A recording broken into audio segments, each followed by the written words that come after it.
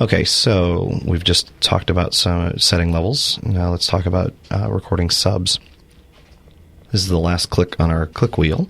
Right now we have channels 1 through 40 and subs 41 through 60. 41 through 60. Sorry about the pause there.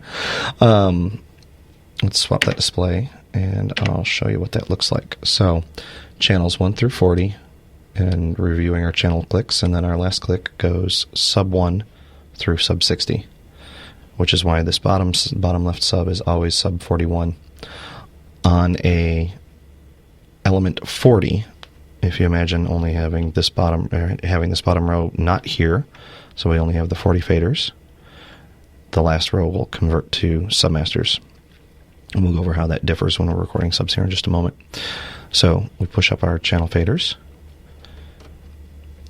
Channel faders are up, and we go record, hitting sub bump 41, and you'll notice over here on our fader display, sub 41 is now recorded.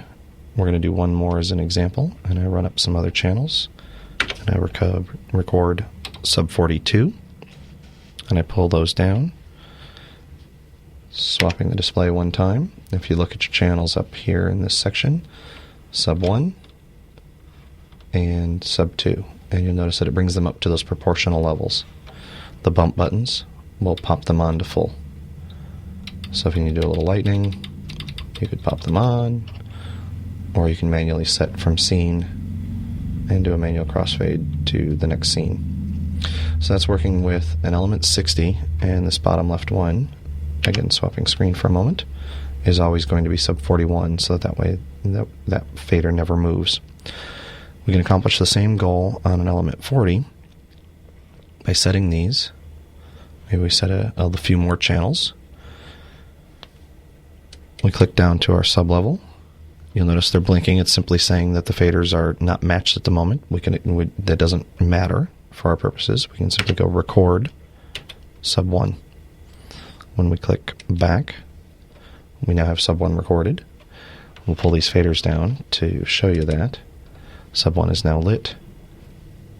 Doing a couple of things at once here. We'll swap over to our channel display, and we now have sub control of those channels. Clicking back the other way, there's another way we can record our subs, and that's directly off of the keypad. So if we again set some levels, and we'll set a couple of different ones this time. So we set a different look on our subs. If we wanted to record out of order, or we happen to know that we wanted a sub, maybe sub 2, and we didn't want to have to use the click wheel, we can go record sub 2, enter. And as an example, I'm going to make a quick change on our faders and go record sub 3, enter. Now when I click over, subs 2 and 3 are recorded. We'll swap our display. And now when I run those faders, we get one set and a different set of channels. So it's real easy to get looks up on stage in addition to just setting channels. So again, to get rid of the red, I do a sneak enter. Oops. Oh, I have one channel selected.